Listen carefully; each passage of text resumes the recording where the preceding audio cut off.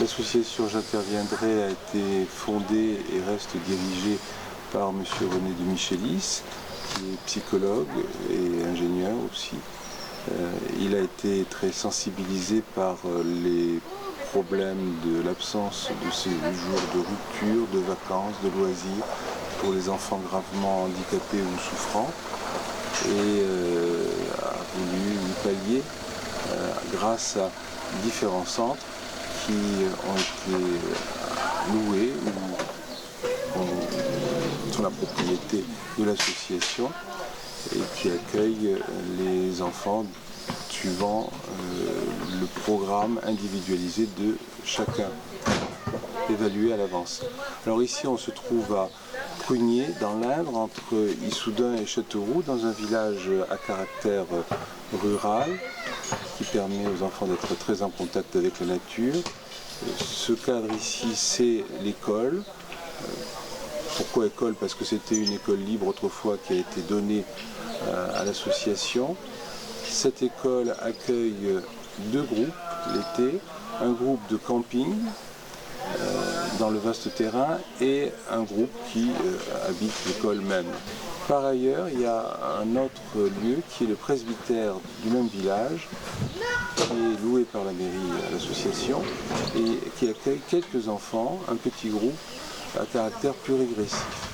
Le cadre est plus petit, plus contenant et favorable à ce type de prise en charge. Et vous savez qui est en haut, qui c'est qui est en bas? Non. Ouais, nous on est en bas.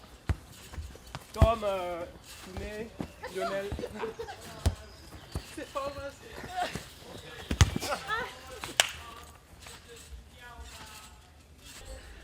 L'association elle est venue de rencontres entre équipes éducatives sur des secteurs un peu difficiles. Dans les années 70, à l'initiative d'animateurs et de directeurs de centres de vacances, c'était quand même des secteurs qui étaient des enfants qui étaient plus ou moins en difficulté. Donc des enfants qui étaient de cité, des choses comme ça, enfin qui étaient dans des conditions un peu précaires. Et on a eu beaucoup de mal à contenir dans ces centres, qui étaient des sortes de châteaux ou d'IME, on a eu du mal à contenir les enfants autistes et psychotiques. Voilà. Donc 2 ans après, on a proposé de prendre pour ces enfants-là, non pas une position de les rejeter, mais au contraire de leur trouver un type d'accueil qui puisse leur correspondre.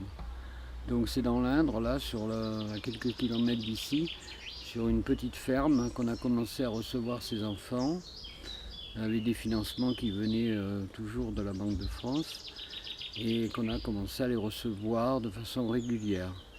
Après on a fait des opérations sur Paris aussi, on les a amenés à la Tour Eiffel, on les a amenés voir des expositions, faire des choses à Paris. Mais c'est vrai que pour nous ce qui était important c'est la façon dont on pouvait les accueillir en milieu rural. Pourquoi? Parce que un milieu rural c'est tout plat, les choses sont simples, ne sont pas complexes, il n'y a pas de... Il y a une vie qui est assez ordonnée, donc on trouvait que ça correspondait tout à fait à leur demande. En plus, comme c'est des gamins qui cavalaient de partout, qui sautaient de partout, bah, c'était très bien. Là, ils avaient de l'espace, ils avaient du grand air, ils avaient tout ce qu'il fallait pour les satisfaire. Voilà, donc on a commencé à faire de l'accueil familial, on peut appeler ça de l'accueil familial, dès l'origine. Voilà, sur la base de petits centres de vacances. Voilà. Mais on s'occupait principalement des enfants ayant des troubles sévères du comportement. C'était notre tasse de thé. Voilà. Moi personnellement, je me suis reconverti à la psycho assez tardivement, dans les années 70. Et je venais d'un secteur qui n'avait rien à voir, j'étais ingénieur au CNRS.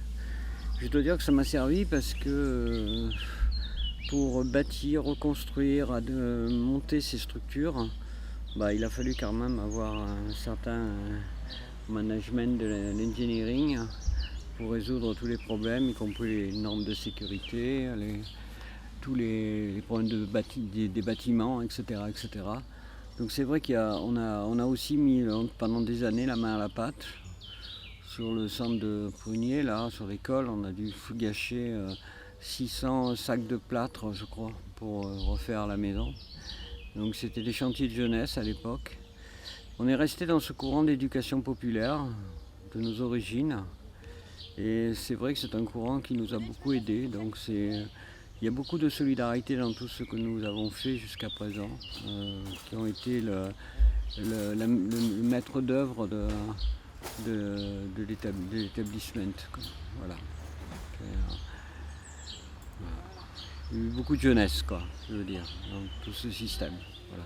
Pour des personnes qui étaient considérées principalement comme des exclus un peu de tout le système médico-social.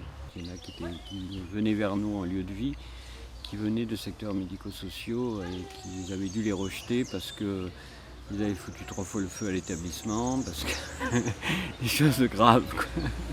Voilà. On recrute dans le champ universitaire sur la base des stages universitaires. Donc il y a beaucoup de jeunes qui ont déjà des prémices dans leur cursus,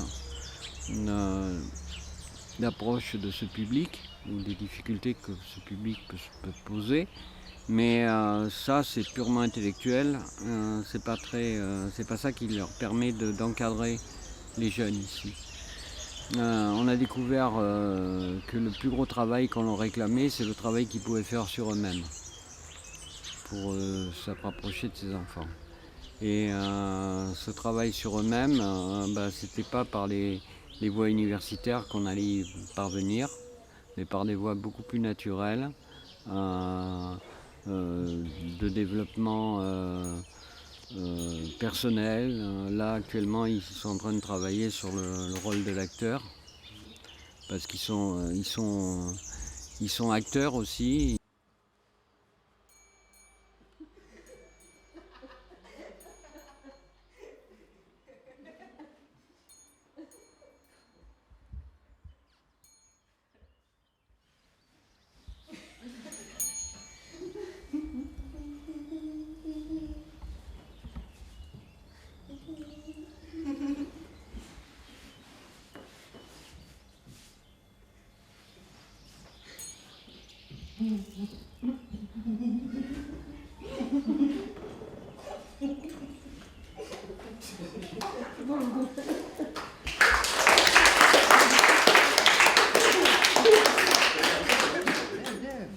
Oh, oui, de le bateau, parce que maintenant, des mots.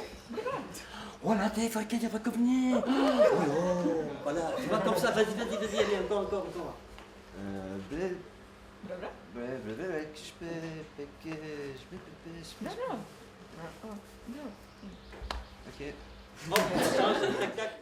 En ce qui concerne la mise en place du projet éducatif pendant les séjours, il y a quelque chose qui se fait rarement au sein des associations de vacances pour handicapés, ces associations qui organisent des séjours de rupture. C'est le stage de formation qui se déroule à J'interviendrai sur 1 semaine sur un mode de vie convivial avec le concours de formateurs professionnels variés. Sont abordés au cours de cette semaine les problèmes de l'autisme, de la psychose et des handicaps associés, ainsi que les techniques d'animation sur un rythme qui comprend le matin, l'après-midi et la soirée, avec informations et travaux pratiques sur les rééducations, la psychologie, la psychiatrie et différentes techniques telles la musicothérapie, les structures sonores, les marionnettes, l'expression corporelle, et tout ceci afin d'enrichir les différents moments des séjours à venir. Cette formation est orientée vers la prise en charge communautaire et elle est formatrice par la qualité du travail qui se réalisera dans chaque lieu de séjour sous la coordination des cadres permanents de l'association œuvrant avec les animateurs. Alors tu commences à voir, vas-y. Founet, merde. Ouais. Et je commence par quoi? Ah non, on voulait pas prendre. première Diala, je pense que Diala, c'est bien si elle commence. Ouais. J'ai fait un bug. Non mais c'est l'arme des parents, des vidéos, des caméras, toute la panoplie du voyage, quoi.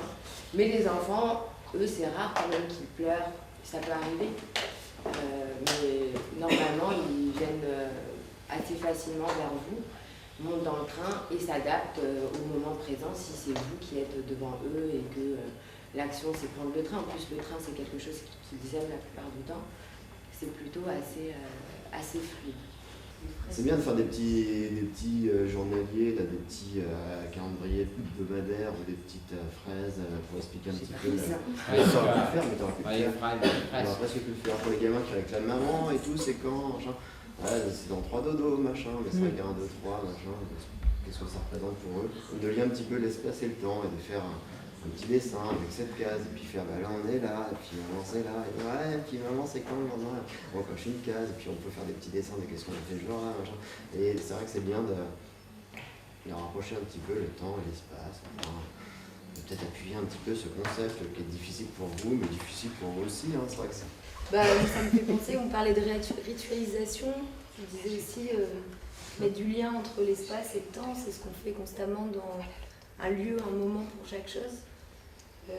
Tu dis qu'ils attribuaient la sieste aux nattes, c'est aussi un espace où la salle à manger, on mange, la salle de veiller, la veillée, enfin, les choses s'enchaînent, moi je pense surtout à ça.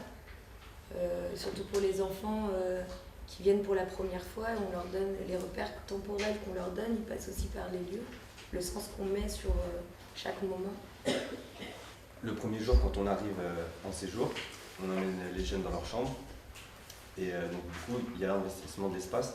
Donc on défait les valises et c'est là que le jeune il va voir un peu quelle va être sa chambre et que le séjour commence. Et du coup, le moment où on va ressortir les valises, parce que les valises on va les cacher pour qu'ils sentent que le séjour continue. Et quand on va ressortir les valises, c'est là que les enfants vont sentir que c'est la fin du séjour, que c'est le retour. Et ça joue dans leur comportement. Souvent c'est les derniers jours qu'il y a les crises, les montées. Mais je sens que les valises sont sorties déjà, parce qu'ils le savent. Et puis il y a aussi des enfants qui vont aller chercher les valises qui sont cachées ou en hauteur, comme pour dire Pour vas-y. dire quand est-ce qu'on Il y a également les enfants chez eux qui, avant de partir, vont faire leur valise eux-mêmes. Ça veut dire aux parents, il faut que je parte. Et que, je sais pas, ça les aide, au final, ça les aide à comprendre ce qui va se passer chaque jour, par rapport aux valises, comme Tom l'a dit, ce soit aussi par rapport à la fresque, comme Franck a dit aussi. C'est très important aussi, je pense, moi de mon expérience aussi, de leur expliquer les choses, pour une journée, tout simplement, leur dire aujourd'hui, ce matin, on va aller à tel endroit, même s'ils ne le savent pas forcément, mais au moins d'expliquer les choses pour qu'eux aussi comprennent un peu. Après, les moments les plus compliqués que j'ai pu voir sont pendant les repas, sur des jeunes qui mangent, qui ont goûté, qui machin, et après ils ont fini, soit ils demandent à se resservir, ils n'attendent pas les autres, ou alors ils se lèvent, ils vont faire leur vie parce qu'ils ont envie de jouer, de faire des trucs. Par rapport aux enfants, d'être, comme disait Diala un peu, d'être souple. C'est-à-dire en balade, quand on est avec des tout petits, forcément on va faire plus de pauses. Quand on est avec des ados qui marchent bien, on va faire des grandes balades.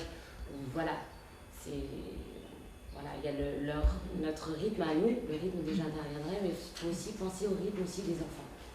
Et aussi un peu à eux. Et ce que je pourrais dire d'autre,